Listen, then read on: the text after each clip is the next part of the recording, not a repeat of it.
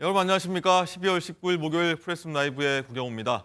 자, 조금 전부터 한덕수 대통령 권한대행이 주재하는 임시 국무회의가 열리고 있습니다. 6개 쟁점 법안에 대해 제2요구권을 심의하는 것으로 알려지고 있는데, 자, 방금 전에 들어온 소식 보면은 야당이 반대하는 거부권을 행사하는 것으로 결론이 난 것 같습니다. 방금 전 들어온 내용인데요.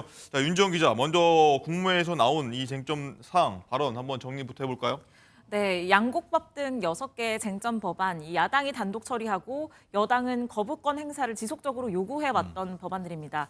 오늘 한덕수 국무총리는 이 법안들에 대해서 거부권을 행사하겠다라고 밝혔습니다. 네. 이 고민과 숙고를 거듭한 끝에 불가피하게 제2요구를 요청할 수밖에 없었다라면서요. 이 제2요구권을 쓰게 된 그 요인에 대해서, 이유에 대해서 상세하게 비교적 설명을 했는데요. 먼저 농업4법 개정안, 양곡법 등이 담긴 농업4법 개정안에 대해서는 이 특정 작물의 가격 하락으로 인한 피해를 정부가 보상하도록 하는 내용이 담겼는데, 이 농업4법 개정안은 시장 기능 왜곡으로 인해 쌀 공급 과잉 구조를 고착화하고 정부의 막대한 재정 부담을 초래할 수 있다라는 이유로 거부권 행사 방침을 밝혔습니다. 또 예산안 본회의 자동 부의 폐기가 골자인 국회법 개정안에 대해서는요. 헌법이 정한 기한 내에 예산안이 의결되도록 유도하는 정치적 장치가 없어짐으로써 그 피해가 국민들에게 돌아갈 수 있다라고 밝혔고요. 또 국회 증인 채택과 감정 요구를 거부할 수 없도록 하는 내용의 이 국회 증언 감정법에 대해서는 국민 기본권 침해 요소가 있다라는 이유로 거부권 행사를 하겠다고 밝힌 상황입니다. 네. 자, 김종욱 행정관께 먼저 한번 여쭤봐야 될 것 같은데, 야당 같은 경우에는 6개 법안 모두 거부권 행사하면은 대행은 이럴 권한이 없다. 일단 이렇게 얘기하면서 탄핵하겠다. 이렇게 엄포를 난 상황인데, 이 상황 그럼 어떻게 봐야 됩니까? 일단 기본적으로 저희들이 우려했던 소위 대통령 권한대행이라고 하는 것이 매우 제한되고 한정돼 있는 권한을 행사해야 되는데, 지금 나오고 있는 6개 법안 같은 경우 권한대행이 행사했다는 건 적극적인 행사를 했다는 내용밖에 안 되는 거거든요. 근데 지금 현 상황에서 대통령이 탄핵된 상황이기 때문에 유일하게 국민들의 권력을 대의하고 있는 기관은 국회밖에 없습니다. 그러니까 국회에서 저희 국회법 절차에 따라서 결정돼 있는 입법 사항에 대해서 권한대행이 거부권을 행사했다라고 얘기하는 건 전 적어도 국민과 싸우겠다라고 하는 내용으로밖에 들리지 않는 상황이고, 또 지금같이 계속적으로 한정돼 있는 권한만 행사하라고 얘기하고 있는데 첫 어떤 법안 심의부터 적극적인 행사를 했다고 하는 건 저는 국민들이 한덕수 권한대행에 대해서 어떻게 바라볼 것인가에 대한 문제 하나 하고요. 또 하나는 한덕수 권한대행 같은 경우는 소위 권한대행입니다만 정통성을 갖기가 되게 어려운 측면이 있습니다. 왜냐하면 내란 문제와 관련해서 고발을 당했고요.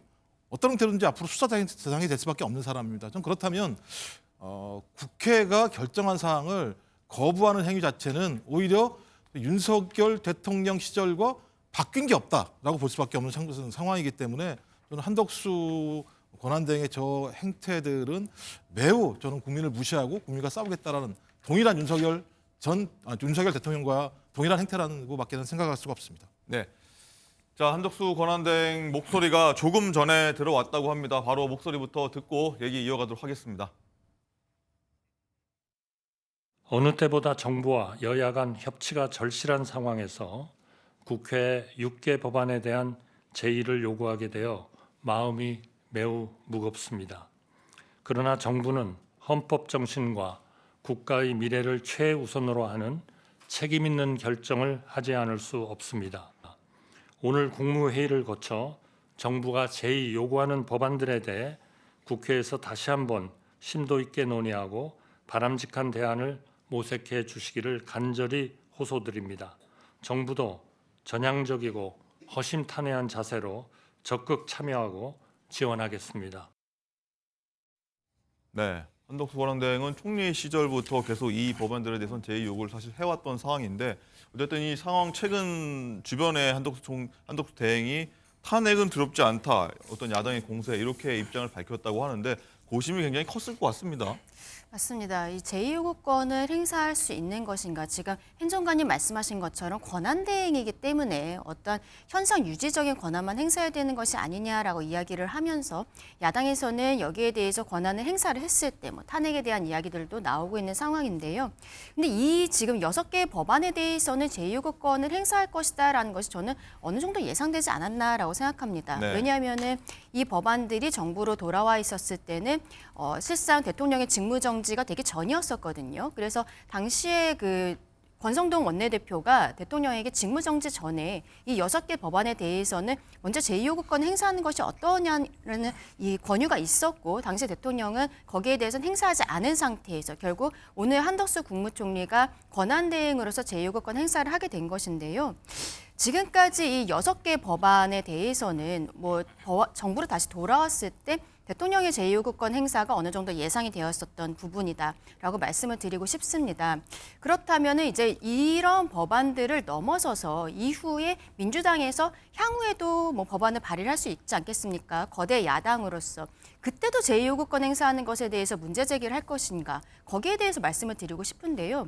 지금 뭐 민주당 같은 경우는 단독으로 입법을 해서 가결을 시킬 수 있는 상황이죠. 근데 이게 정부로 돌아왔을 때 대통령의 어떤 헌법상의 권한인 제2요구권을 민주당이 행사하지 말라는 것은 입법부로서 법안을 가지고 행정부를 모두 좌지우지하겠다라는 것이거든요. 아무런 법안에도 제2요구권 행사할 수 없다는 것은 오히려 상권분립의 원칙에 굉장히 어긋난 이야기를 민주당이 하고 있다는 것입니다. 네. 그래서 지금 이 상황들 뿐만 아니라 이후에도 민주당에서 어떠한 법안들이 나왔을 때 거기에 대해서 어떻게 처리할 것인지는 향후에 여야가 좀 협치하는 모습들을 보여줘야 되지 않을까라고 생각합니다. 네. 자, 어제 이어서 오늘 아침에도 여야는 이번 한덕수 대행에 대해서 강하게 압박하는 모습을 보이기도 했습니다. 오늘 아침 오전 상황 목소리 저희가 모아봤습니다. 듣고 오시죠. 거부권 행사는 국민의 뜻이 아니라 내란 숙의 윤석열의 뜻을 따르겠다는 선언입니다. 양곡관리법과 농산물 가격 안전법 등 농업사법은 농민을 살리자는 민생 법안입니다. 내란 사태를 지속시키겠다는 생각이 아니라면 내란 특검법과 김건희 특검법도 즉시 공포해야 합니다. 만약 한덕수 권한대행이 거부권을 행사한다면 응분의 대가를 치르게 될 것임을 엄중 경고합니다. 이 법안들은 모두 민주당이 거대 야당의 위력을 악용하여 충분한 검토와 여야 합의 없이 일방 처리한 법안들입니다. 민주당이 청소 대행을 운운하며 권한 대행의 권한을 따지는 것은 어떻게든 제2요구권 행사를 막기 위한 얄팍한 핑계에 불과합니다. 민주당은 대통령 권한 대행에게 탄핵으로 으름장 놓는 폭력적인 협박 정치를 당장 중단하길 바랍니다. 네. 박찬대 원내대표가 거부권 행사 시에 한덕수 대행에게 응분의 대가를 치를 것이다. 오전 아침에 경고한 거고 어제는 또 청소 대행 이런 얘기까지 했었는데 김종욱 행정관님 그러면 민주당은 박찬대 원내대표가 지금 오늘 오전 얘기한 것처럼 그럼 그렇게 진행이 되는 겁니까? 아니면 뭐 또 다른 좀 판단을 하게 될 겁니까? 어떻게 보십니까? 일단 두 가지 견해가 있는 것 같습니다. 하나는 6개 법안 문제와 관련해서는 제2요구가 왔을 때 여야 간의 새로운 타협 방법을 찾는 것도 있을 것이다라고 하는 의견들이 존재하고요. 또 그렇지 않은 소위 그 권한대행이 한정적 권한을 행사하는 것이 아니라 적극적, 능동적 권한 행사하기 때문에 탄핵을 할 수밖에 없다는 의견들이 분명히 있습니다. 하지만 핵심적으로는 아마 내란 특검법과 김건희 특검법과 관련해서도 거부권을 행사한다면 이후에 있을 매우 적극적인 행태일 수밖에 없는 측면이 있기 때문에 그게 문제가 될 것 같고요. 저는 한덕수 그 권한대행이 지금 상황을 잘 파악을 못하는 거라는 생각이 많이 들어요. 아니 어떻게 본인이 헌법 정신과 국가의 미래를 얘기할 수 있습니까? 헌법 정신을 완전히 뭉갠 게 누굽니까? 윤석열 대통령이 다 뭉갠 거 아닙니까? 그 과정에서 본인이 뭐 했습니까? 심의도 제대로 못했고 본인은 반대했다고 얘기합니다만 확인도 안 되는 상황입니다. 총리를 경유하게 돼 있습니다. 저는 그런데 그때는 아무런 조치도 안 했던 권한대행이 지금은 헌법 정신을 얘기한다? 우리가 국가의 미래를 얘기한다? 저는 저 같으면 저런 얘기 못할 것 같아요. 입이 부끄럽고 마음이 부끄러워서 말을 못할 것 같은데 저런 얘기를 하고 있습니다. 그러니까 대통령의 위헌 위법적인 계엄에 대해서는 저렇게 행태를 보이고 있고 소위 국회에서 합법적인 국회법에 따라서 표결을 거친 법안에 대해서는 저희 헌법 정신을 운운하는 모습을 보면서 무엇을 위해서 정부가 존재하는 것에 대한 근본적인 질문을 할 수밖에 없는 거 하나 하고요. 또 하나는 단독 입법이 가능하니까 거대 야당이 월권 행위를 한다고 얘기하는데요. 이건 말이 안 됩니다. 국민이 만들어준 단독 입법 가능한 의석수예요. 그래서 국민이 요구한 거에 따라서 보장돼 있는 자기의 권한을 행사하는 걸 가지고 입법 폭주라고 얘기하는 건 저는 국민들을 오히려 무시하는 행태라는 생각이 들기 때문에 저희 다수의 국민들이 뽑아서 의석을 만들어주고 거기에 의결을 통해서 나온 법안 같은 경우는 저는 충분히 그것을 통과하는 것이 정부의 전 책무라고 생각을 합니다. 네. 조금 전에 아마 권성동 원내대표 얘기 있었을 때 청소대행이란 말이 나와서 갑자기 거부권 행사에서 청소대행이 무슨 말이냐 아마 의아해하시는 분들 계셨을 것 같은데 이 어제 민주당에서 나온 발언이거든요. 그 한번 얘기 한번 듣고 얘기 이어가도록 하겠습니다. 청소 대행은 청소가 본분입니다. 주인의 물건을 자신의 것처럼 사용한다면 절도범이 됩니다. 거부권 행사는 월권입니다. 한덕수 권한대행은 국민의힘의 부당한 명령 따르지 말고 국민의 명령에 복종하기 바랍니다. 네, 이러한 내용 때문에 권성동 원내대표가 청소 대행 운운하지 말라 이런 얘기를 한 것 같은데 자 그리고 행정관이 얘기해 주신 것처럼 다음 얘기가 아마 중요할 것 같습니다. 내란 특검법, 김건희 특검법 이 얘기로 아마 올라갈 것 같은데 윤정 기자 이 두 법안에 대해서 거부권을 행사할지가 관심 아니겠습니까? 이 법안에 대해서 행사 시점 언제까지 이거는 결정돼야 되는 겁니까? 네, 지금 내란 특검법과 김건희 여사 특검법의 경우에는 17일 정부로 이송이 됐습니다. 이 거부권 행사는 정부로 이송된 이후에 15일 안에 행사를 하도록 되어 있기 때문에 네. 이 거부권을 쓸 수 있는 시한은 내년 1월 1일까지입니다. 그런데 1월 1일이 휴일이기 때문에 사실상 연말까지는 이 결정을 해야 한다라고 볼 수 있겠는데요. 이 한덕수 국무총리 이 법안들에 대해서 거부권을 행사할지 이건 앞선 이 쟁점 6개 법안보다 더욱더 큰 심사숙고가 필요할 것으로 보입니다. 일단 김건희 여사 특검법의 경우에는 앞서서도 얘기가 나왔던 것처럼 기존에 이 대통령이 계속해서 거부권을 행사해왔던 법안이기 때문에 한덕수 권한대행도 거부권을 행사할 가능성이 매우 높은 네. 상황입니다. 그런데 이렇게 된다면 이 민주당에서는 응분의 대가를 치를 것이다라고 얘기를 하고 있기 때문에 이 전국이 한덕수 국무총리에 대한 탄핵 사태로까지 흐를 가능성이 있는 상황이고요. 또 내란 특검법의 경우에는 이 총리 자신이 수사 대상이기 때문에 지금 이해충돌 논란의 여지가 굉장히 큰 부분입니다. 네. 그렇기 때문에 한덕수 총리의 고민이 더 깊어질 것으로 보입니다. 네. 한덕수 권한대행의 고심이 깊어질 것 같다. 뭐 여야 사이에 끼었다. 샌드위치가 됐다. 이런 얘기까지 나오고 있는데 강전애 부위원장 어떻게 생각하십니까? 여기에 대해서 내란 김건희 여사 특검법 둘 다 거부를 할지 아니면은 하나는 행사하지 않고 하나는 행사하고 어떤 여러 가지 시나리오가 있을 것 같아요. 이 두 가지 법안에 대해서는 한덕수 국무총리가 오늘 제2요구권 행사하겠다고 했던 6개의 법안과는 조금 상황이 다른 네. 것이 당시 국회에서 통과가 되는 상황에서 여당 의원들도 일부 찬성했던 것이 사실이거든요. 그렇죠. 그렇기 때문에 여기에 대해서는 아마 권성동 원내대표와 조금 더 심도 있는 이야기를 하고 결과가 나오지 않을까라고 생각을 합니다. 앞서 잠시 그 청소 대행이라고 이야기가 나왔던 부분에 대해서 언급을 해보자면 민주당에서는 청소 대행이라는 표현을 쓰면서 지금 한덕수 권한대행에 대해서 굉장히 모멸적이고 급을 낮추는 듯한 이야기를 하고 있죠.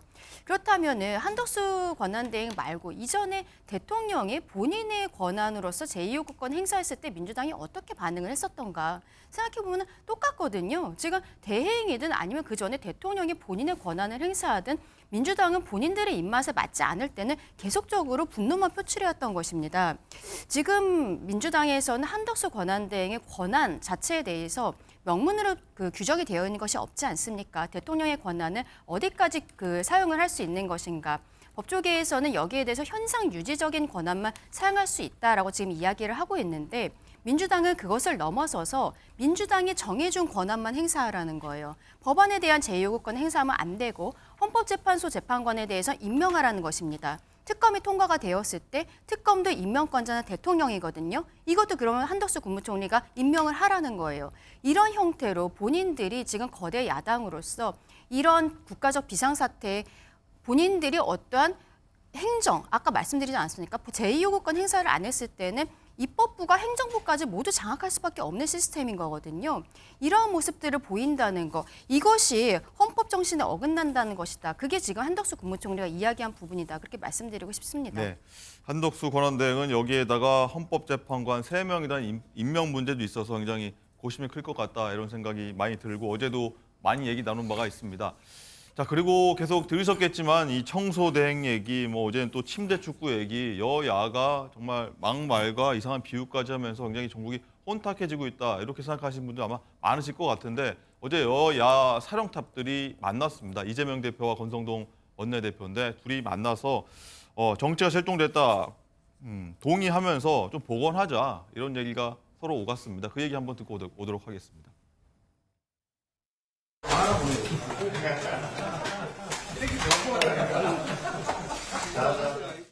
이전에 남발했던 탄핵 소추, 정치 공세적인 성격이 좀 강한 탄핵 소추는 좀 우리 국회 차원에서 철회를 해서 헌재의 부담 좀 또 덜어주고 또 그 많은 분들이 탄핵 소추를 해서 국정이 마비 상태니까 그것도 좀 풀어주시기를. 저희 대학 선배님이시고 우리 어릴 때 고시 공부를 같이 한 선배님이십니다. 개인적으로 아주 가까운 사이인데 조속하게 민생 안정을 위한 좀 민생 추경을 좀 하면 좋겠다. 제가 제안드렸던 국정안정협의체에 대해서 약간 비관적인 생각을 갖고 계신 것 같아서요. 현재 민주당과 국민의힘 원내 교섭단체로서는 좀 실질적인 협의를 해야 된다. 네, 두 인물이 중앙대 법대 선후배 사이라고 하죠. 굉장히 엄중한 시기인데 정쟁보다는 좀 협치를 했으면 좋겠다 이런 생각이 듭니다. 가능할지 모르겠습니다. 자, 그럼 국회로 가서 이번 12.3 비상계엄 사태를 풀어가는 여야 상황 한번 보도록 하겠습니다. 먼저 어제 시끌시끌했던 국민의힘부터 봐야 될 것 같은데 취재 기자 연결해 보도록 하겠습니다. 자, 김태희 기자. 자, 국민의힘은 이제 비상대책위원회 비대위로 전환이 되는데 비대위원장에 다양한 인물이 오르내리고 있는데 누가 유력한 겁니까? 네, 일단 어제 국민의힘은 의원총회를 열고 2시간 반 동안 비대위원장 선임을 논의했지만 결론을 내지 못했습니다. 권성동 대표 권한대행은 의원총회 직후 기자들을 만나서 선수별로 의견을 수렴해 비대위원장에 적합한 인물을 추천받겠다고 했습니다. 또 의령 수렴 시기에 대해선 시간이 좀 걸릴 것 같다고도 했습니다. 당내에선 주호영, 권영세, 김기현, 나경원 의원 등이 비대위원장 후보로 거론되고 있는데요. 앞서 열린 4선 이상 중진회동에선 권대행이 비대위원장을 겸임하자는 의견도 나왔습니다. 한 중진 의원은 MBN에 최악의 상황에 조기 대선까지 맡아야 하는데 이 대표 권한대행이 비대위원장까지 맡는 건 쉽지 않다고 말했습니다. 쇄신을 위해 탄핵에 반대한 중진 의원이 비대위원장을 맡아선 안 된다는 얘기도 나왔습니다. 네, 그리고 이 계엄 사태 당일에 국민의힘 의원들의 텔레그램 이 단체 대화방 내용 캡처본이 유출돼서 사실상 난리가 났다 이런 표현이 맞을 것 같은데 그 상황 수습이 좀 되고 있습니까? 네, 맞습니다. 어제 열린 의원총회에서 텔레그램이 언론에 유출된 걸 두고 의원들의 성토가 이어졌습니다. 누가 유출한 건지 색출을 해야 한다 이런 이야기도 오간 것으로 전해졌는데요. 권성동 권한대행은 해당 언론사가 캡처본을 편집해서 보도했다며 언론중재위원회에 제소했다고 밝혔습니다. 이후 전문을 공개한 보도가 이어졌는데 계엄 선포 직후 혼란스러운 상황이 그대로 담겼습니다. 국회에서 의원총회를 하겠다고 했다가 국회 출입이 막히자 당사로 가겠다 이런 이야기가 오갔는데요. 텔레그램방에서 한동훈 전 당대표는 의원들에게 지시사항이라며 본회의장 집결을 요청하기도 했습니다. 지금까지 국회에서 MBN 뉴스 김태희입니다. 네, 김태희 기자 얘기를 들어봤는데 텔레그램 단체방 얘기입니다. 자, 윤지원 기자. 네. 구체적으로 이 텔레그램이 사실 그저께 밤부터 나왔던 얘기긴 한데 어제 네. 굉장히 시끄러웠지 않습니까? 어떤 얘기들입니까, 구체적으로?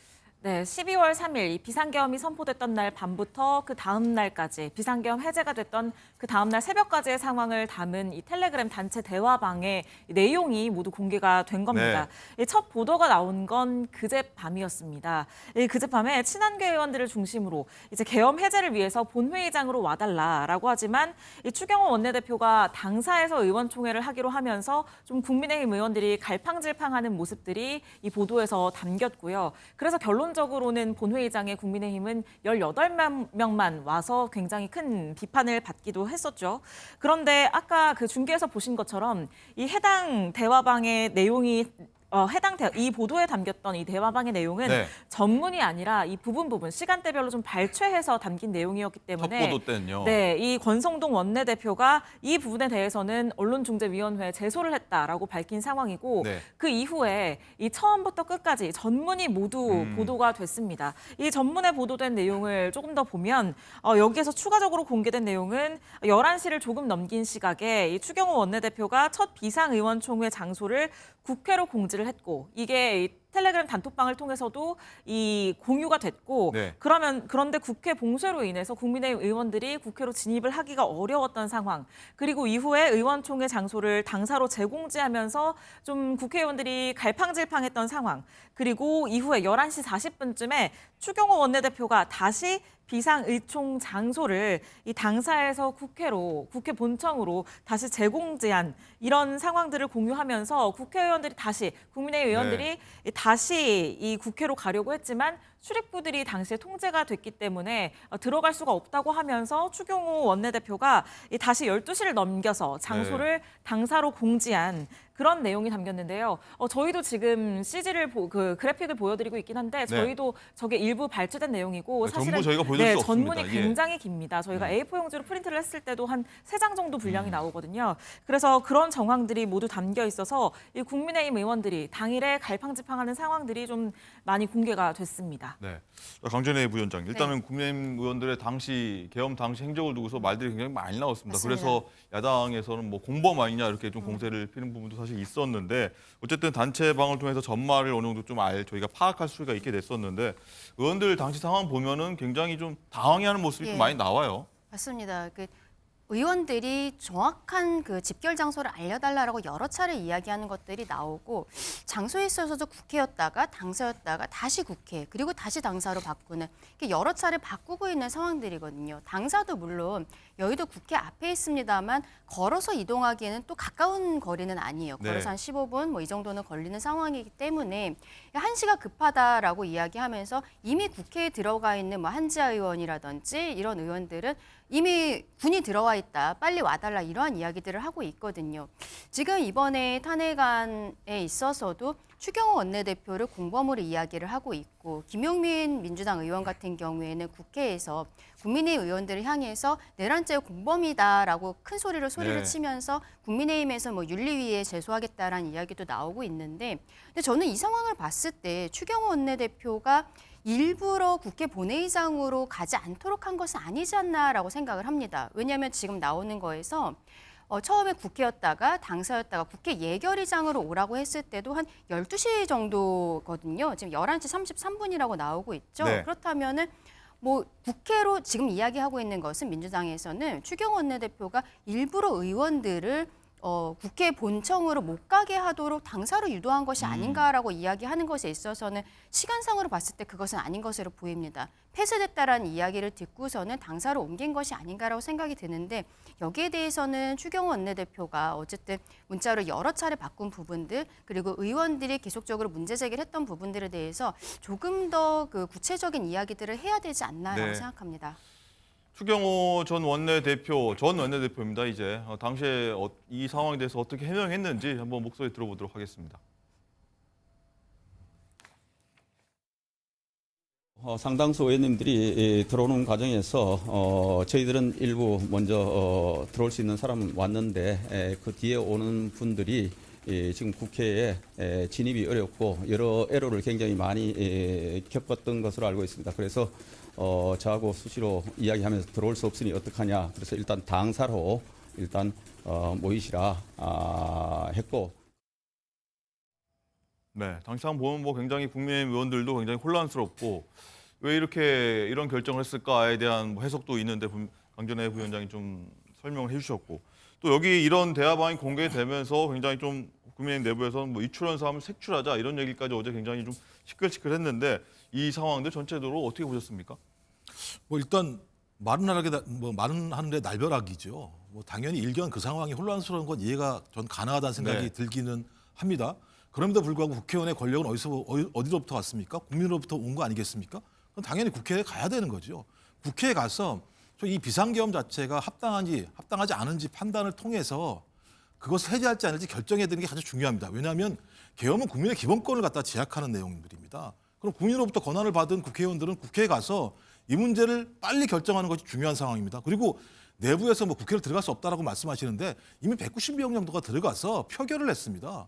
의사당 당사에 67명 정도가 남아 있었는데 이 과정의 혼란상은 누가 뭐라고 하더라도 원내 지휘부 또는 전 원내대표인 추경호 원내대표의 책임일 수밖에 없는 측면들이 꽤 있고요. 또 제기하는 건 왜 갑자기 국회의장한테 전화를 해서 저희 표결 시간을 늦춰달라고 얘기했는지에 대한 부분 하나 하고요. 네. 그다음에 8번 정도 왔다 갔다 장소가 바뀐 이유가 무엇인가 여기에 대해서 추경호 전 원내대표가 그 당시에 누구랑 통화했는지 내역들을 좀 알아볼 필요가 분명히 있다는 생각이 들어요. 그래서 이런 것들을 해서 수사를 진행을 해야 되는 것이죠. 만약에 그것이 사실로 드러난다면 소위 추경호 전 원내대표는 대통령실과의 연락을 통해서 내란이 진행되는 과정에서 그것을 돕도록 본인이 행위를 했고 그 행위에 근거해서 국민의힘 의원들 70명 정도는 국회가 아니라 당사에 모의된 측면들이 분명히 있으니까요. 다른 범죄도 아닙니다. 일반 잡범이 아니고요. 내란범에 대한 수사 과정은 매우 명료하게 진행돼야 됩니다. 그래야 앞으로도 이런 일이 만약에 발생하면 안 되겠습니다만 발생하더라도 국회의원들은 무조건 국회에 들어가서 국민들의 기본권을 제약하는 것이 맞는지 안 맞는지에 대한 판단을 빨리 하는 것이 타당하죠. 저는 이런 것들이 제대로 잡혀지지 않는다고 한다면 국민들이 국회의원을 믿을 수 있을까요? 신뢰할 수는 없다는 생각이 들기 때문에요. 제발 좀 뭐 국민의힘 의원들 같은 경우는 그랬겠냐 안 했겠냐 이런 말씀을 하시기 전에 본인들의 행동이 얼마만큼 국민들에게 분노를 줬는지에 대해서 판단을 하시고 거기에 맞게 국민에게 사과를 해야 되는데 제가 알기로는 한동훈 전 대표를 제외하고 누구도 지금까지 사과도 반성도 안 하고 있는 상황이에요. 저는 도대체 이해가 안 되는 모렴치라고 생각합니다. 이 부분에 대해서는. 특히 이 문자 메시지를 한마디 하시죠. 보면은 그 우재준 의원을 통해서 한동훈 당시 당대표가 국회로 와달라라고 이야기한 부분들이 분명히 정확히 들어가 있는 부분이 있거든요. 그리고 한동훈 계의 의원들은 계속 국회로 와달라라고 이야기를 합니다. 그런데 다른 의원들 같은 경우에 조금 우왕좌왕하는 모습을 보였다는 것은 한동훈 대표가 오라고 했던 것에 대해서는 정확하게 신뢰를 하지 않고 어떻게 보면은 원내대표가 오라는 곳으로 가겠다라는 의사를 저는 표명했다라고밖에 볼 수는 없다라고 생각을 하는데 이 부분에 있어서도 조금 더 구체적인 이야기들이 나와야 하지 않을까라고 생각합니다. 알겠습니다. 국민의힘 텔레방 단체방 얘기를 했는데 그런데 윤지원 기자 조금 전에 좀 방송 전에 왔을 때 보니까 민주당 의원들도 당시 단체방 상황들을 공개하면서 우린 이랬어라고 종기를 했더라고요. 어떤 내용입니까? 네, 그렇습니다. 이 민주당 주철현 최고위원이 이 본인의 SNS를 통해서 바로 오늘 아침에 이 12월 3일 비상계엄 당일에 민주당 의원들의 단체방은 어땠는지 네. 그 내용을 공개했습니다. 어땠습니까? 지금 보시는 저 캡처본들도 주철현 최고가 직접 올린 내용들입니다. 저길 보면 한 목소리로 좀 국회로 모이자 이렇게 얘기를 하고 있고 출입이 통제된 상황에서 이제 도서관과 헌정회관 쪽으로 이동하자 이런 내용들이 담겨 있거든요. 계속 이런 내용이네요. 네, 국민의힘 단체방이 좀 뜨거운 감자가 된 상황에서 네. 국민의힘은 우왕좌왕했지만 민주당은 일사불란하게 움직였다. 이런 점을 부각하려는 의도로 보입니다. 이 주철현 최고위원은 캡처본과 함께 이 민주당 의원들의 신속하고 체계적인 대응과 국회로 달려와 지켜주신 시민 여러분들 덕분에 비상계엄 해제 요구안을 가결시킬 수 있었다라고 밝히면서요. 이 국회 운동장 부근에 담장을 넘어 들어가는 와중에 바지가 쇠창살에 걸려서 찢어지고 네. 허벅지에 피멍이 들기도 했다라면서 이 본인의 당시 모습을 회상하기도 했습니다. 네, 상대당 상황을 좀 대비하는 효과가 좀 있었던 것 같아요. 네. 자, 그리고 한동훈 대표가 전 대표죠. 이 계엄 당일에 군 관계자로부터 지금 국회에 가면 목숨이 위험하다 이런 얘기도 들었다는 보도가 나왔어요. 네, 그렇습니다. 이 한동훈 전 대표가 최근에 측근들에게 그런 얘기를 전달을 했다는 건데요. 이 당일에 한동훈 대표가 당사에 있다가 이제 국회로 이동을 했는데 그랬죠. 이 이동을 하는 와중에 이 군 관계자로부터 전화를 받아서 국회에 절대로 가지 말아라. 내가 들은 첩보인데 가면 체포가 될 것이고 목숨이 위험할 수도 있다. 그러면서도 이 전화기를 끄고 하루 정도는 은신처에 숨어 있어라. 가족들도 대피시켜라. 이런 내용의 이 전화 통화를 했다는 겁니다. 하지만 한 전 대표는 이런 이야기에 현실성이 없다고 판단을 하고 지금 국회로 향한 것으로 전해집니다. 네, 뭐 보도 내용 굉장히 많이 쏟아지고 있습니다만 비슷한 보도들이 있어서 뭐 퍼즐을 맞히다 보면 이 내용도 좀 맥락상 의미가 있는 것 같다는 생각도 좀 드는데 김종욱 행정관님이 이 내용들 어떻게 들으셨습니까? 민주당에서는 이 정적 암살이 목표인 치밀하고도 무도한 쿠데타 이렇게 얘기를 하고 있거든요. 근데 뭐 한동훈 전 당대표의 이야기는 사실이 확인되는 거니까요. 근데 이게 한 명한테 확인되는 게 아니라 소위 특전사령관, 그다음에 전 국정원 1차장, 그다음에 경찰청장, 서울청장 같은 경우는 직접 소위 대통령 안가에 가서 이 얘기를 들었다고 얘기하는 상황이기 때문에 거기다가 더 무서운 얘기는 이재명 당대표의 재판에 대해서 무죄를 선고했던 현직 판사까지도 체포하려고 했다는 얘기가 나오는 상황입니다. 그렇다면 이건 위헌적이죠. 왜냐하면 비상계엄 상황에서 국회의원들을 끌어내거나 체포 구금해야 될 하등의 근거가 없습니다. 현행범이 아니면 체포할 수 없는 상황인데 그렇다면 저희 윤석열 대통령 같은 경우는 그 당시에 이미 위헌적인 상황들을 알면서 경찰청장한테 직접 지시했다라는 상황들을 우리가 파악할 수 있는 것이고요. 또 이게 어떤 특정한 어떤 계획 플러스 본인이 그동안 대통령직을 수행하는 과정에서 자신에게 대항했거나 반대했던 사람들을 또 특정했다는 측면들이 있는 겁니다. 전 그렇다면 공적인 권한을 매우 사적으로 활용했다라는 생각이 들기 때문에 이건 상당히 무도한 방식이다라는 생각이 들고요. 또 저는 이해가 안 되는 게 그렇다고 집권 여당의 당대표까지 체포하라고 얘기를 한다? 전 이건 상식적으로 이해가 좀 안 되는 측면들이 있는 겁니다. 그렇다면 소위 집권 여당의 당대표가 국정을 마비신 것도 아니고 윤석열 대통령 본인 말에 의하면 아무런 행위도 하지 않은 것인데 과거부터 본인에게 대항해왔다는 이유만으로 소위 비상계엄이라고 하는 비상적인 비상대권을 활용해서 집권 여당 당대표를 체포하려고 했다는 측면에서는 저는 가중처벌, 삼중처벌, 사중처벌돼야 된다고 생각을 합니다. 이 부분에 대해서. 여당 대표한테 이런 일이 있었다고 해서 더더욱 관심이 끄는 거고 또 며칠 전 사퇴했던 한동훈 대표가 어떤 반응 보였는지도 계속 좀 관심이 모아지는 상황인데 어쨌든 한동훈 대표가 떠난 한동훈 대표에 대한 평가 그리고 주변에서는 좀 어떻게 바라보고 있는지 얘기가 계속 흘러나오고 있습니다. 저희가 그 목소리 한번 모아봤는데 한번 듣고 오시죠. 쫓겨난 것이 아니고 스스로 신임을 얻지 못했다는 생각을 좀 했으면 좋겠어요. 뭐든지 피해의식이 강하시고 자신만 늘 옳다는 입장에서 상대방의 허물을 들춰내는 것만 너무 집중하시다 보니 그런 표현을 쓰신 것 같은데 신임을 잃었고 신뢰를 잃었다는 생각을 좀 하시면 좋겠어요. 억울한 부분이 많을 겁니다. 네. 지금도 억울할 거예요. 예. 지금도 억울하니까 바로 내가 이것도 억울함을 또 어필해야지 하면서 바로 또 대선 나온다. 지금은 철저한 자맹이 다 될 겁니다. 한 적어도 한두 달 정도.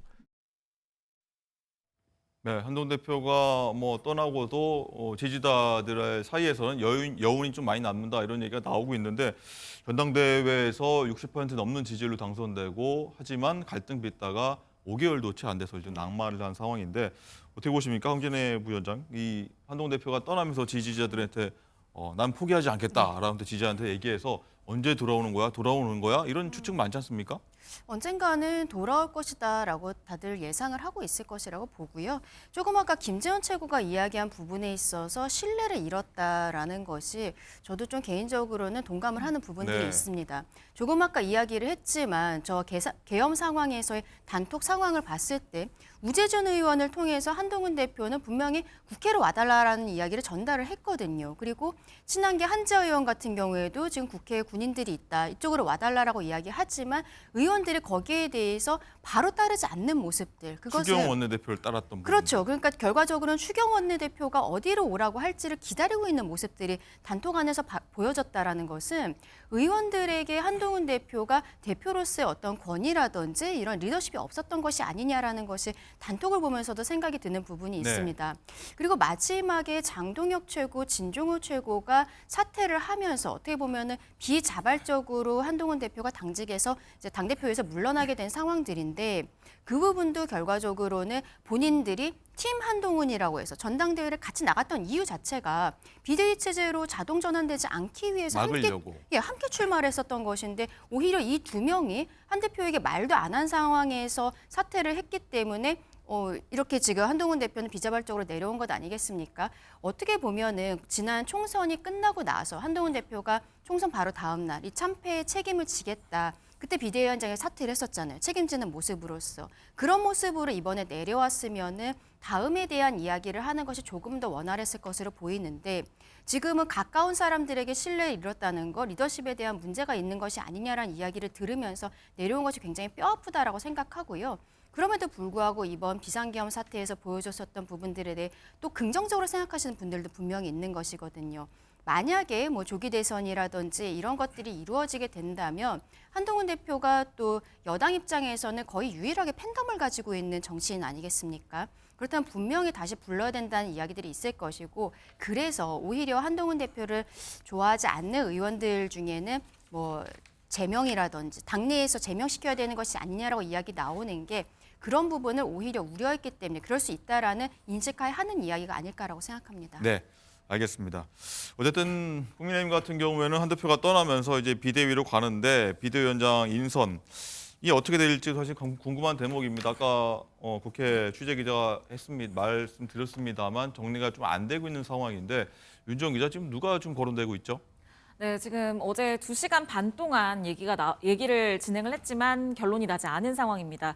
통상적으로는 지도부가 해산을 하게 되면 비대위원장 후보를 당대표 권한대행이 제시를 해왔지만 이번에는 비대위원장 추천위원회를 구성을 한다고 합니다. 지금 당내에서 외부 인사를 들여와야 한다라는 의견도 있는 것으로 전해지고요. 또 당내 힘 있는 중진, 뭐 권영세, 나경원, 김기현 의원 등도 지금 거론이 되고 있는 상황입니다. 또 일부 중진 의원들이 초선의 소장파인 김재섭 의원에게 비상대책위원장직을 제안한 걸로 알려지면서 김재섭 의원도 지금 급부상을 하고는 있지만 이게 정식 제안도 아니었고 또 김 의원도 현재는 부정적인 것으로 파악이 되거든요. 그렇기 때문에 지금 아직 비대위원장 윤곽이 나오지 않았다 이렇게 볼 수가 있겠습니다. 그래서 시일이 너무 오래 걸리는 것 아니냐 해서 권성동 원내대표에게 오늘도 기자들이 원내대책회의 이후에 언제쯤 이게 나오는 거냐 물어봤는데 권성동 원내대표는 주말까지는 의견을 듣고 다음 주 초에는 결정을 하겠다라고 얘기를 한 상황입니다. 네. 자, 이렇게 정부 여당 상황 저희가 이렇게 살펴봤고 이번 계엄 사태 관련한 수사 상황도 살펴보도록 하겠습니다. 자, 검경 공수처가 경쟁적으로 수사에 나서서 교통 정리가 필요하다. 이런 지적이 나왔었는데 일단 일단락이 됐습니다. 자, 취재 기자 연결해 보도록 하겠습니다. 자, 강세영 기자. 자, 심우정 검찰총장이 윤 대통령의 내란 혐의 사건을 공수처에 이첩하기로 했는데 자, 수사팀이 그런데 반발하는 등 검찰에서 내용 조짐 일고 있다고요? 네, 윤석열 대통령 수사에 탄력이 붙으려면 중복 수사 문제를 해결해야 했습니다. 그래서 어제 대검찰청과 공수처가 만나서 합의를 이끌어냈습니다. 공수처가 윤 대통령과 이상민 전 행안부 장관 사건을 맡는 대신 다른 피의자의 이첩 요청을 철회하기로 했습니다. 검찰은 이제 김용현 전 장관 등 군 핵심 관계자들에 대한 수사에 집중할 것으로 전망됩니다. 공수처는 줄곧 공수처가 사건 이첩을 요청하면 사건을 넘겨야 한다고 주장해왔습니다. 이첩 요구에 응하여야 한다고 되어 있는 건 맞습니까? 강행 규정이고 의무 조항입니다. 검찰총장이 이를 받아들인 것인데요. 하지만 수사를 담당하는 특수본 내부에서는 반발 기류가 나오고 있습니다. 앞서 윤석열 대통령에게 21일까지 출석하라고 요구를 해서 조사 준비를 다 마쳤는데 갑자기 사건을 넘겼다는 겁니다. 일부 구성원은 연가를 내기도 했는데 항의성이 아니냐는 추측이 나오기도 했습니다. 네, 그리고 윤 대통령 측이 오늘 오후에 입장을 밝힌다고 하죠. 자, 어떤 얘기가 나올 것 같습니까? 네, 자진 출석해서 조사를 받을지 여부에 대한 답변이 나올 것 같습니다. 앞서 윤 대통령 측은 소환 조사를 받으려면 수사기관 사이에 조율이 먼저 필요하다고 밝혔는데요. 이제 공수처로 수사기관이 정해진 만큼 윤 대통령이 어떤 입장을 내놓을지가 주목됩니다. 앞서 윤 대통령은 공수처의 1차 출석 통보에는 불응했는데요. 공수처가 조만간 2차 출석 요구서를 보낼 전망인데 만약 이번 요구에도 불응하면 그때는 체포영장을 검토할 가능성이 나옵니다. 지금까지 검찰 특수본에서 MBN 뉴스 강세현입니다. 네, 강성 기자 잘 들었습니다. 자, 이 얘기 해봐야 될 것 같습니다. 바로 이어서 강성 기자 전한 것처럼 어제 윤 대통령이 64번째 생일을 맞았는데 관저에 있었다고 하는데 일단 오늘 오후 2시에 입장을 밝힌다는 내용 강성 기자가 전해드렸는데 일단 가장 궁금한 부분 중에 하나가 여기서 윤 대통령 측이 직무 정지 해제를 위해서 가처분 신청을 할 수도 있는 거 아니냐 이런 얘기가 일각에서 오전에 좀 나왔는데 강전혜 부위원장 여기에 가능성이 있다고 보십니까? 일단은 직무정지가 되어 있는 상황이지 않습니까? 네. 여기에 대해서 본안 판단이 나올 때까지, 그러니까 결국에는 탄핵에 대한 의결이 나올 때까지 일단은 돌아갈 수 있게 대통령이 직을 할 수 있도록 일을 할 수 있도록. 예, 그렇게 가처분을 내려달라라는 것을 대통령 측에서 검토하고 있는 것이 아니냐라고 보도가 네. 나오고 있는데요. 여기에 대해서는 결과적으로 뭐 어쨌든 헌법상의 권한이기 때문에 신청 자체는 가능할 것으로 보입니다. 네. 그렇다면은 헌법재판소에서는 어떠한 시급성이라든지 그리고 탄핵이라는 것은 말하자면은 국회에서 국회의원들이 200명 이상으로서 가결을 한 것이지 사법부의 판단은 아니지 않습니까? 그러면은 이게 어떠한 국회의 정당성 그리고 국민들의 여론이라든지 이런 것들을 봐서 대통령을 직무로 돌아가는 것이 시급한 것인가? 지금 직무대행 체제가 얼마나 불완전한 제도인가에 대해서 좀 검토를 하게 될 것으로 보이는데요. 그래서 근데 여기에 대해서 대통령 측에서 법적, 정치적 책임에 대해서 회피하지 않겠다라고 이야기를 했습니다만 돌아가겠다라는 형태의 이야기는 하지 않았기 때문에 네. 과연 저는 이러한 가처분 신청을 할 것인가? 거기에 대해서는 조금은 부정적으로 생각하고 있습니다. 만약에 가처분 신청을 하게 되면 만약에 법원에서 받아들인다고 하면은 다시 대통령직으로 돌아올 수 있는 탄핵 것이죠. 심판 헌재는 어떻게 되는 겁니까? 그러니까 헌법재판소 재판은 그대로 진행이 되는 것이고 네. 지금 180일 안에 결과가 나와야 되지만 언제 나올지는 모르지 않습니까? 법조계에서도 빠르면 한두 달이라고 이야기하시는 분들도 있고 혹은 뭐 180일을 넘어섰을 때에 대한 제재 규정이 없기 때문에 대통령과 그 변호인들 입장에서는 180일을 거의 꽉 채워서까지 이제 심리를 하게 되지 않을까라는 네. 이야기들도 나오고 있는 상황인데 이게 언제까지 될지 모르고 국정은 혼란스럽기 때문에 대통령 입장에서는 이 결과가 나오기 전까지 본인이 대통령직을 수행할 수 있도록 그러니까 직을 할 수 있도록 해달라는 직을 것이죠. 수행하면서 심판을 받도록 예, 해달라는. 맞습니다. 예. 그러니까 탄핵 심판 절차가 정지되는 것은 아니고 지금은 직무가 정지되어 있는 상황에서 심리가 진행되는 것인데 일단 직무로는 복귀를 해달라 그 이야기를 하는 것이고요. 그렇다면은 그 이유로서는 지금 권한대행으로서 되어 있는 한덕수 국무총리가 정확한 모든 그 국정을 할 수가 없기 때문에 그럼 본인이 돌아가야 권한대행도 된다. 없어지는 거네요? 그렇죠. 권한대행은 다시 총리가 되는 네. 것이죠. 그러한 상황에 대해서 어필을 하게 되지 않을까라고 생각하는데 개인적으로는 말씀드린 것처럼 이러한 가처분을 실제로 신청하지는 않지 않을까라고 생각합니다. 네. 김종필 장관은 어떻게 이 사안에 대해서 어떻게 대하시는지 궁금하고 오늘 오후에 2시에 일단 윤 대통령 측에서 급히 좀 기자회견을 잡았는데 어떤 메시지를 내놓을까요? 제가 볼 때 말도 안 되는 얘기라는 생각을 하고요. 가처분 신청을 한다는 게 이게 상식적으로 말이 안 됩니다. 그러니까 본인 한 얘기를 계속 거짓말을 공략했다는 걸 밝히는 것밖에 안 돼요. 법적 정치적 책임을 지겠다고 본인이 얘기했죠. 당의 이름에 하겠다고 얘기했었죠. 그거 다 거짓말이었습니다. 그다음에 만약에 직무정지 가처분 신청을 해서 돌아온다고 하면 국민들이 그걸 인정할 수 있겠습니까?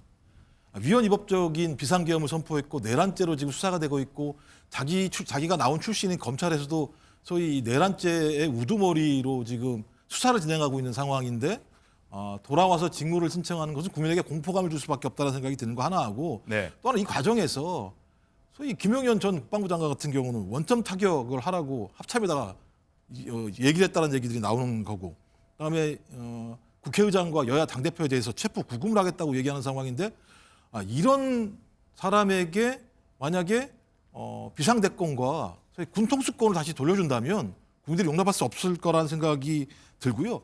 또 하나는 계속 얘기되고 있는 것이 지금 변호인단 같은 경우 뭐 자기들이 뭐 잘한 것처럼 뭐 공수처, 검찰, 경찰 수사권 조정해서 와라 뭐 이런 식의 매우 좀 무도한 얘기들을 막 해내고 있는 상황입니다. 전 제가 볼 때는 지금도 마찬가지입니다만 대통령은 내란죄에 해당되지 않는다라고 얘기를 하면서 소위 대통령은 끝까지 헌재 심리 과정에서도 당당하게 나설 것이고 본인은 죄가 없다라는 얘기들을 하면서 본인이 맨 마지막에 했던 국민과 함께 싸우겠다라고 하는 담화인데요. 제가 볼 때 함께를 빼야죠.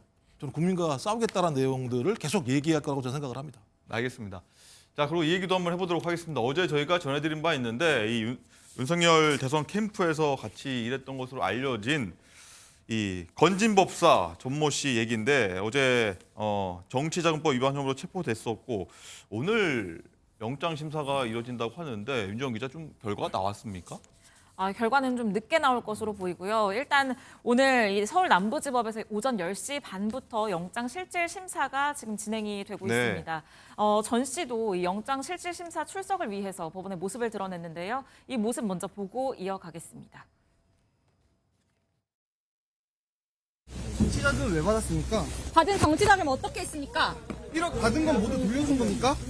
영천신당 선거 말고 다른 선거 때 돈 받은 건 없습니까? 대통령 부부와는 어떤 사이입니까? 전형직 국회의원들과 교류 있었나요?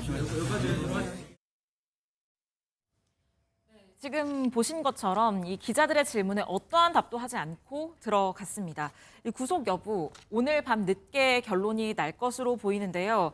지금 검찰은 이 전 씨의 자택 압수수색을 통해서 휴대전화 3대를 확보를 하고 또 장부도 압수를 한 것으로 지금 알려졌습니다. 그렇기 때문에 건진법사가 윤석열 대통령 부부와 친분을 과시해온 걸로 알려졌기 때문에 네. 여기에 어떤 내용이 담겨 있는지 그것에 따라서 이 파장이 더 클 수도 있다 이런 관측이 나오고 있습니다. 네. 자, 강전혜 부위원장 일단은 보면은 대통령을 향한 어떤 수사들, 의혹들, 이슈들이 명태균 의혹 수사에 이어서 일단 탄핵 국면에 접어들었고 또 하나 건진법사라는 내용인데 휴대전화 3대를 검찰이 이 건진법사 전모 씨에 대한 휴대전화 3대를 압수해서 분석 중이라고 하지 않습니까? 이 상황이 좀 커지면 법사 게이트까지 또 번질 수도 있을 것 같아요. 그렇죠. 근데 기본적으로 오늘 영장실질심사를 받게 된 혐의 자체는 2018년에 있었던 일입니다. 2018년에 경북의 한 자치단체장의 예비 후보로부터 그때 한 1억 원 정도의 금품을 수수했었다라는 혐의로서 들어오게 된 것인데 그런데 지금 건진법사라는 사람이 어떻게 보면은 국민들께서도 어느 정도 알 수 있는 대통령 내외와 굉장히 친하게 지냈던 것이 아니냐라는 이야기가 나오는 것이죠. 그리고 이 사람의 휴대폰을 검찰에서 지금 확보하고 있다면 지금 명태균 씨의 황금폰이나 이러한 이야기들을 하는 것처럼 네. 이 휴대폰 안에서 혹시 대통령 내외와의 대통령 선거 당시라든지 아니면 그 이후에도 공천 과정에 있어서의 개입이 있었던 것이 아니냐라는 이야기가 나올 수 있는 것입니다. 실례로 명태균 씨의 강혜경 씨와의 녹취를 보면은 그 내용에 있어서도 건진법사가 마치 공천에 관여했던 것처럼 이러한 이야기들이 나오는 것도 사실이거든요. 그러면 지금은 2018년 사건에 대해서 영장실질심사가 들어가는 것이지만 이것이 다른 사건으로도 확대가 될 수도 있겠다라는 생각입니다. 지금 건진법사나 대통령실 측에서는 당연히 여기에 대해서 별다른 입장을 아직까지 밝히지 않은 것으로 보이는데요. 여기에 대해 일단은 오늘 구속영장 청구 결과를 봐야겠습니다만 검찰에서 추후에 수사하면서 수사 결과에 대해서는 국민들께 좀 어느 정도 브리핑을 하게 되지 않을까라고 생각합니다. 네. 자, 윤 대통령 수사가 굉장히 많은데 김종국 행정관님 윤 대통령이 대응할 것들이 정말 산더미 같이 나오고 있고 일단 무속인 얘기까지 일단 나온 겁니다. 네, 맞습니다. 지금 이제 2018년이라고 얘기합니다만 2018년 때만 하더라도 실제적으로 건진법사가 주로 관계를 하고 있는 국민의힘이 야당이었던 상황이기 때문에 오히려 2022년 지방선거, 2024년 총선에서 소위 대통령 내외와 건진법사의 관계가 이미 다 드러났기 때문에 그리고 또 어떤 기업들과의 관계에 대한 논란도 분명히 있었었거든요. 네. 건진법사 문제와 관련해서. 저는 그렇다면 지금 얘기가 나오는 법사폰이라고 얘기하는 내용들이 하나하나 밝혀지게 된다면 그 부분에 대한 내용들이 매우 중요할 거라 생각이 들고 하나하고 또 하나는 뭐냐면 명태균 게이트랑 유사하게 소위 건진법사라는 사람이 윤석열, 김건희 이 두 내외와 국정 개입 또는 국정농단에 해당되는 내용들에 대한 통화 내용들이 있을 것인가라는 부분들로도 제가 볼 때는 별건 수사로 넘어갈 수 있다는 생각이 들고요. 최근에 무슨 얘기까지 나오냐면 소위 비상기업 문제와 관련해서 김건희 씨와 건진법사가 여러 가지 얘기를 나눈 게 아닌가 이런 얘기까지 나오는 상황입니다. 네. 전 그렇다면 지금 건진법사 그다음에 천공 그 위에 명태균부터 쭉 이어오는 과정들 자체가 어찌 보면 그것의 누적 자체가 비상계엄이라고 하는 내란 범죄로 이행했을 수 있는 가능성이 꽤 높기 때문에 이 부분에 대한 철저한 수사가 중요하다. 왜? 그러니까 이런 내란이 벌어지게 된 내란 혐의가 벌어지게 된 중대한 이유가 무엇일까에 대해서 좀 국민들이 충분히 알아야 되기 때문에 여기에 대한 철저한 수사 그리고 제가 볼 땐 수사 결과가 하나하나 나면 나올수록 국민들의 분노는 더 높아질 거라고 저는 생각을 합니다. 네. 자, 그 윤 대통령의 또 하나 곤란한 사항이 있지 않을까 싶은데 이번 계엄 사태 맞아서 이 부정선거 의혹을 제기하면서 이 계엄군을 선관위에 보냈다는 의혹이 제기됐었는데 자, 윤지원 기자 이제 보도 보니까 여기에 대해서 국정원 측이 이 부정선거 의혹 관련해서 근거를 찾지 못했다 이런 입장을 내놨어요. 네, 그렇습니다. 이 국정원은 지난해 7월부터 9월 이 선관위에 대해서 한국인터넷진흥원과 합동 점검을 실시를 했는데요. 이 선관위 시스템에서 부정선거가 발생한 흔적을 찾지 못했다라는 내용을 최근 국회에 보고를 한 겁니다. 이 보고한 날은 윤석열 대통령이 이 자신의 비상계엄 정당성에 대해서 30분 정도 피력을 했던 그 담화를 발표했던 그 네. 날에 보고를 한 건데요. 이 국회 요청에 대한 보고서에서 국정원은 이 과거에 북한이 선관위 직원의 이메일을 해킹하는 등 선관위의 보안 시스템이 다른 기관보다는 취약하다고 판단을 했지만 이 부정선거에 대한 단서는 전혀 포착하지 못했다라고 얘기를 해서 이 대통령의 발언과 좀 배치되는 입장을 내놨습니다. 네. 대통령의 어떤 꾸준히 부정선거 의혹 제기했던 부분 그 목소리 한번 듣고 오시죠. 총선 때 국민의 힘이 제대로 성적을 내지 못하는 것을 보고 사전선거가 좀 부정 의혹이 있지 않는가 걱정을 많이 하고 계시는 거 알고 있습니다. 그러나 이번에는 저희가 철저하게 감시하겠습니다. 선거관리위원회가 썩으면 민주주의는 망합니다. 우리나라 지금 선거관리위원회가 정상적인 선관위가 맞습니까? 선관위도 국정원의 보안 점검 과정에 입회하여 지켜보았지만 자신들이 직접 데이터를 조작한 일이 없다는 변명만 되풀이할 뿐이었습니다. 그래서 저는 이번에 국방장관에게 선관위 전산 시스템을 점검하도록 지시한 것입니다. 네, 황교안 부위원장 마지막으로 한번 말씀하셔야 될 것 같습니다. 어떻게 보셨습니까? 이 부정선거 의혹에 대한 국정원의 근거 없다라는 반박 상황. 결과적으로 여기에 대해서는 수사를 통해서 밝혀야 될 것이고 대통령에게는 지금 국정원의 보고가 사실이라면 굉장히 좀 뼈아픈 부분이 될 수 있을 것이라고 생각을 합니다. 이번에 비상계엄 사태에 있어서 계엄군이 2군데에 들어갔는데 국회에 들어갔을 때 과연 체포조라는 것이 있었던 것인가 거기에 대한 부분 그리고 선관위에 들어간 부분에 있어서는 어떤 의혹이 있기 때문에 들어간 것이다. 대통령이 조금 아까 담화에서도 본인이 직접 국방장관에게 지시했다라고 인정하고 있는 부분이거든요. 그렇다면은 어느 정도의 의혹을 가지고 있었길래 선관위에 계엄군이 들어간 것인가. 여기에 대해서는 결과적으로 이번 탄핵이라든지 내란에 있어서 피해 사건에 있어서 국헌문란의 목적에서 가장 중요한 부분이기 때문에 수사에 있어서 밝혀져야 된다라고 생각합니다.